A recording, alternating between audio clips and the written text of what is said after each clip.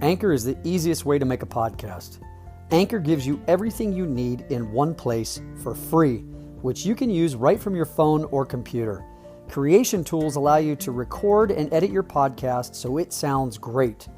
They'll distribute your podcast for you so it can be heard everywhere: Spotify, Apple Podcasts, Google Podcasts, and many more. You can easily make money from your podcast with no minimum listenership. Download the Anchor app or go to anchor.fm to get started today.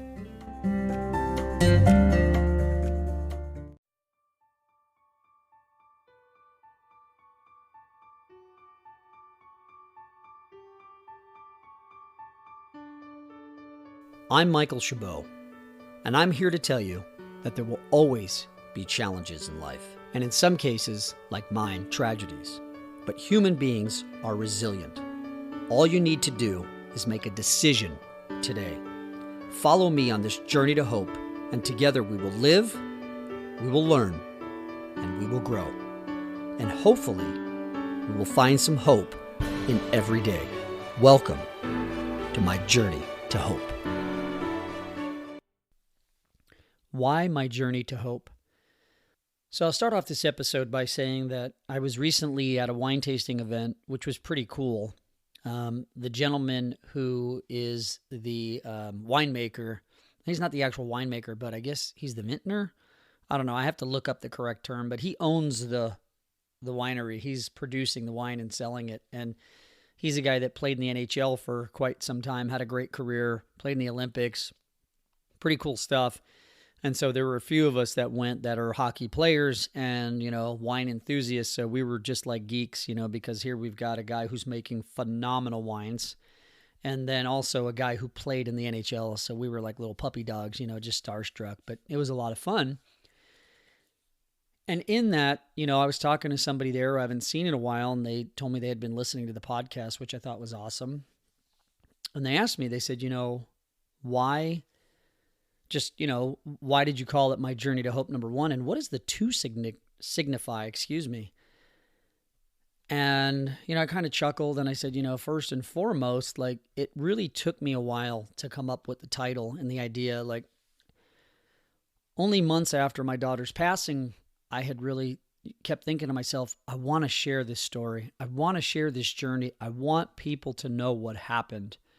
I want them to know how we got here, and I want them to know what's going on, but I was still in too much of a dark place. I wasn't ready, and I wasn't sure the medium. I thought maybe I'd do a video blog or a video, podcast, and I may one day, but I don't really want this to be about me per se. I want it to be about my journey and how my journey can help others. And so, I think it all started when I was talking with my wife, and I talked about this in a previous episode, and I was talking about hope. I am starting to find some hope. And of all the other things I read and I was listening to while I was working out in the morning, my learn and burn session, everybody kept saying life's a journey. It's a journey. It's a journey. And it's interesting for me because I was always the guy focused on the end result. I'll be happy when I have enough money to buy that Porsche, or I'll be happy when I have that Mercedes or that big house, or, when I close X amount of millions of dollars in sales this year. And I'm here to tell you that that doesn't happen. You really have to learn to enjoy the process, the journey, because that's where it's at. Because as soon as you hit that goal, if you're anything like me or most human beings, you're going to be satisfied in that moment, and then you're going to say, what's next? That's what happens. And you have to learn to enjoy the process every day of the journey. So I wake up every morning and I take a breath and I say, today's another day. Today's another part of the journey. And then, of course, using my power list and all of the other tools that I use, I try and figure in each area of my life, how can I get further along in my journey? How can I get closer to what I'm trying to achieve? And, I like what Ed Mylett says. He's a guy that I follow, and he says he lives in a state of dissatisfied bliss.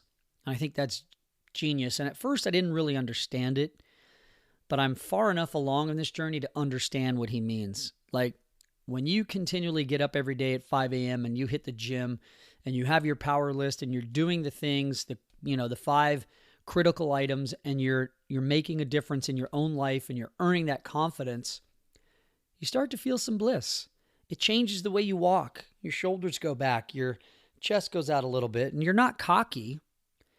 You're just confident. And it's a humble confidence because you're earning it with yourself, right? And we talk about that. You're keeping the agreements that you make with yourself. It's funny, I'm going to be 49 here in just about a month, and I watch little to no TV at all anymore. And I think we usually take one night a week on the weekends as a family right now because my daughter's home from college, and we watch a movie or something together just as a family. And I don't miss it at all. Not one bit. Now, I know when the hockey season starts up again, I will watch some hockey. And, I've talked about this with my coach and even my therapist. I don't watch hockey just purely for enjoyment. Now, don't get me wrong. I love to watch the game. But I watch it from a student perspective because I coach and I play. And I'm always watching the position that I play. What does he do in the offensive zone, in the neutral zone, in the defensive zone? What does he do away from the puck, with the puck, right? Just all those things. And then I also look at just the entire game from a coaching perspective. How do they break the puck out of the zone? How do they attack? What's their penalty kill? What's their power play? Just all the aspects of the game. So I definitely will start to watch some hockey when it comes back, but I don't want to get sidetracked. I apologize, but it's all the things we talk about. And I just love that dissatisfied bliss, right? Like Andy in a post that Andy Frisella in a podcast episode that I listened to, he talked about like, hey, you can't live in the past, right? Like you can't tell stories and say, like, I'll give you guys an example. In 2016, I had my best year ever in the business. 17 was good, but 16 was the best. And I could sit back and say, yeah, I did this, I did that, but it doesn't matter today. It doesn't matter moving forward. You get stuck with your past achievements. I'm proud of it. I've embraced it. I've enjoyed it, but move on. Like, I know a lot of you don't like him, but I want to talk about Tom Brady for a minute. In my opinion, Tom Brady is the greatest quarterback of all time, and it's not because of his skill level. It's because of his competition level, his dedication, his work ethic to the game that he plays and to himself and his body and mental. And it's because he wins a Super Bowl and he enjoys it in that moment. And then he's talked about it. He starts thinking, all right, how do I get better? What can I improve on? How can I stay at the top of my game? That's what we all have to start doing. It's like, enjoy it, embrace it, feel it, love it. Okay, great. That's done. What's next for me? What's next? Because if you aren't moving and growing, you're shrinking and falling backward. That's just the truth. So anyway, that's journey. That's hope. I want to talk about the number 2 and why we decided to use the number 2 in the title. And it's very significant because my daughter Gabriella was born in the month of February. And unfortunately, as I've discussed, my daughter passed away in the month of February. So 2 holds a tremendous amount of significance for me, for my family, and for my daughter. And so I just really thought that my journey to hope with the number 2 was really the best way I could talk about what I wanted to do and just have some little special meaning in there for me. And I want to thank you guys for listening. It's so cool. Like I've told people when I first started this, I said, if I could change one life or inspire one person, I would be really happy. And I am. So Saturday morning, I'm sitting on the bench playing hockey, and I'm on the bench in between shifts. And I have, 2 guys that I really like on both sides of me. And one guy says to me on my left, he goes, hey, I just wanted to let you know I've been getting up at 5 a.m. and working out and I'm eating healthy and, it's really helping. And I just want to thank you for inspiring me to do that. And I just looked at him. I'm like, dude, that's awesome. I was so happy for him, right? That he found that. And then I was like, dude, that's so cool that I inspired him to do that. That's awesome to help him find his power. And then my buddy on the right, who I've been playing with on the same team for quite some time, looks at me and he goes, "Hey, I wanted to wait to tell you till Thursday on our team games." He said, "But I've been eating really healthy. I've been doing the keto diet. I too am getting up early. I'm working out. I'm doing this." And I was so humbled in that moment. And then I was so happy in that moment.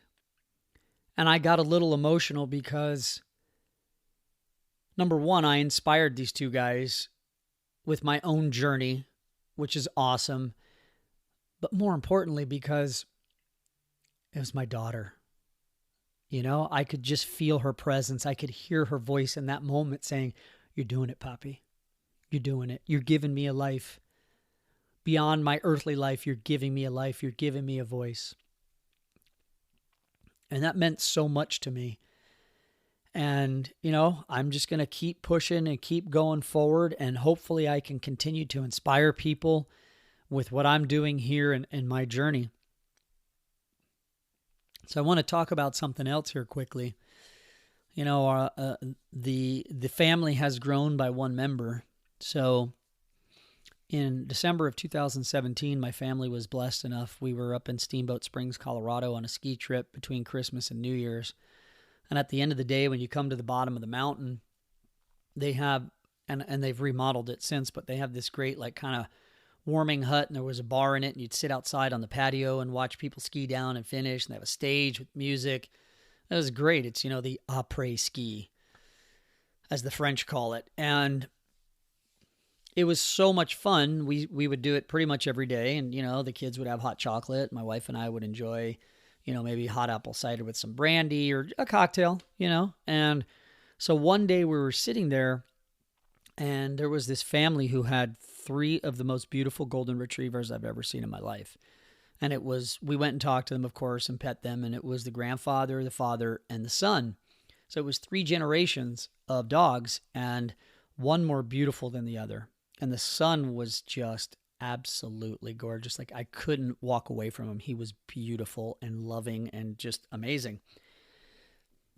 And so we went back and sat in our table. I'm like, oh my God, I want that dog. And as a side note, a golden retriever is the dog I've wanted for as long as I can remember.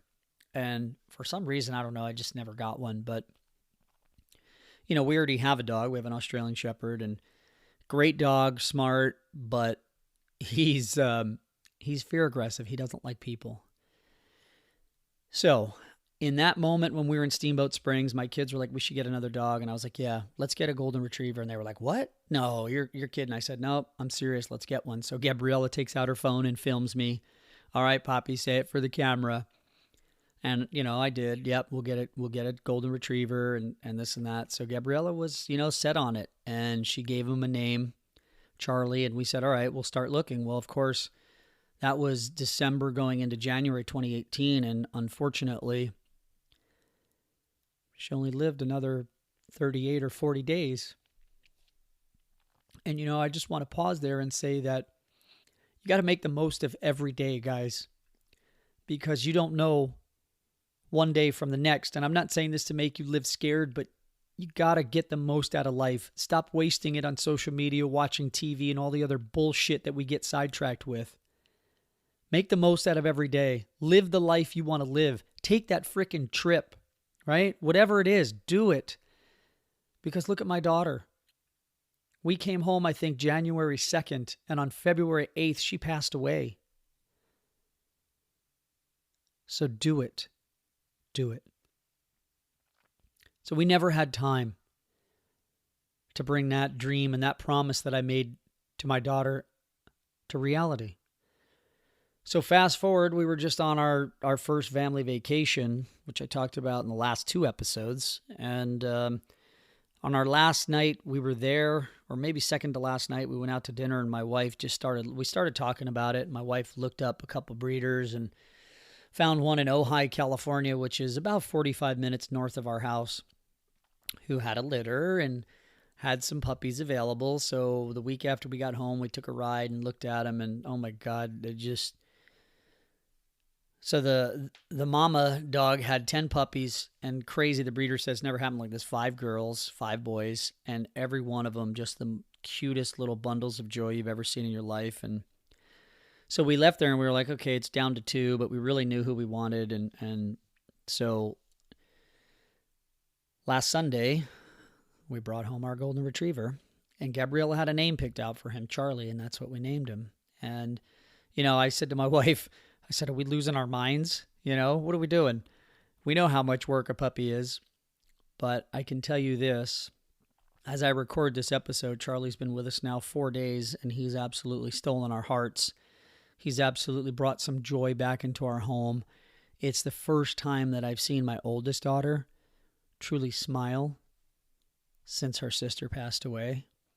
And I know that they use golden retrievers. I mean, I just read yesterday with this terrible thing that happened down in El Paso, Texas, that they sent some golden retrievers down there that basically their job is to bring comfort to those suffering tragedy.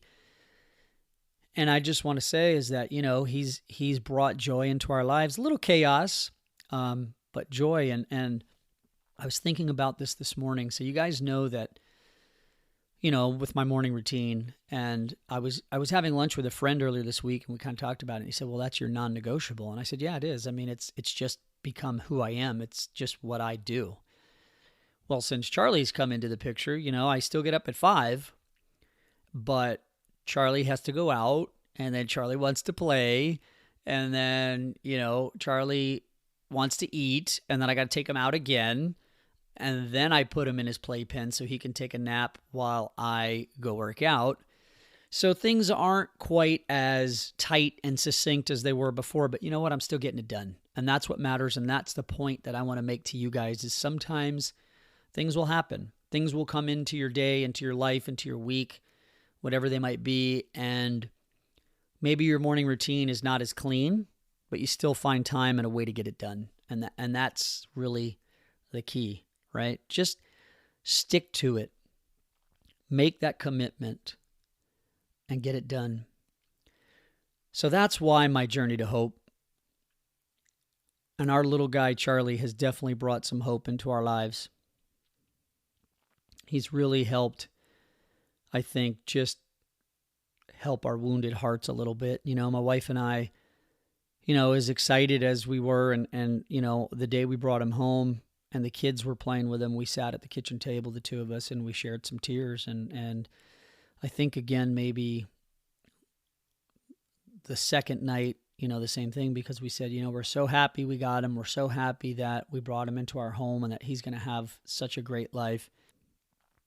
But we also cried because we said Gabriella would love him so much, and we're so sad that she doesn't get to experience it and doesn't get to be part of it. And that's the hard thing, man. That's the hard thing with losing a child is your heart breaks for all the missed opportunities. I want to share one last thing with you. So when we were picking up Charlie, you have to go through a selection process. You have to fill out an application and meet the breeder, and very strict. And I love that she does that. And the day that we went to pick him up,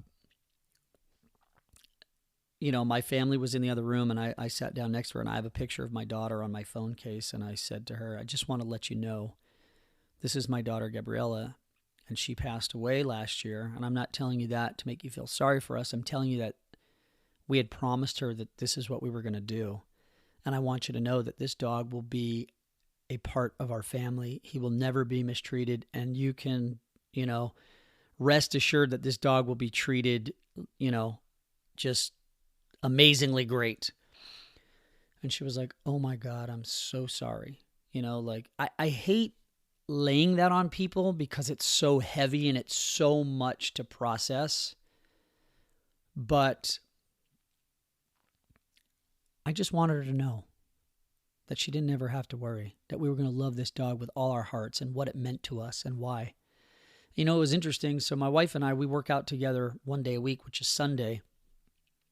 And on that day, we worked out late in the afternoon because we had other things we had to do. And she kept saying, I'm looking for some kind of sign from Gabriella. And the breeder, my wife and her were texting, showing her pictures of, how great Charlie was getting along with our current dog. And the breeder mistakenly sent a text back to my wife saying, this is the family I told you about that lost their daughter. And my wife like, she had this look of kind of on her face. And then she texted her back and said, I think this was meant for somebody else. And she goes, oh my God, you're right. I'm so sorry. I wanted to send your photo to my sister. I wanted to share with her, who you guys are and how happy I am that you have one of my dogs. And then she said something that when I read it, brought me to tears, which is, she said, and my heart breaks for you. I understand your pain. I lost my 22-year-old son in a motorcycle accident. And I said to my wife, there's your sign. It was just meant to be. And I said to her, please tell that breeder that we will always be here for her too, that if she ever wants to talk, if there's anything she ever needs, she can lean on us because we know the pain, we know the journey, we know the struggle.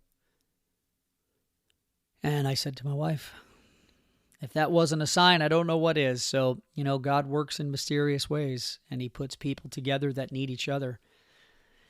And last thing I want to say is this. I was thinking about this week. I said to my wife, nobody really knows the strength it takes and how difficult it is to get up every day and move forward and live and go through the minutia, the struggles of life. Life isn't easy. It's a challenge and it's a marathon. And I don't say that to you guys for any, for pity, for you to feel sorry for me. I say it because sometimes I feel like I have to take myself out of the situation and look at the situation from a whole and say, I'm proud of what we're doing. I'm proud of what we're accomplishing. Just this morning I sent my wife a text and I said to her, I just want to tell you how much I love you and more importantly, how freaking proud I am and how much I admire your strength and your courage. I've talked about it before, what my wife had to go through with my daughter the day that she passed away. And that takes freaking courage, man. And I admire her and she inspires me. And so I challenge you all. Inspire others. Find your courage. Face your fears. Start a morning routine. And just continue along with me on this journey to hope. And last but not least, to my sweet peanut, Gabriella, I love you, sweetheart.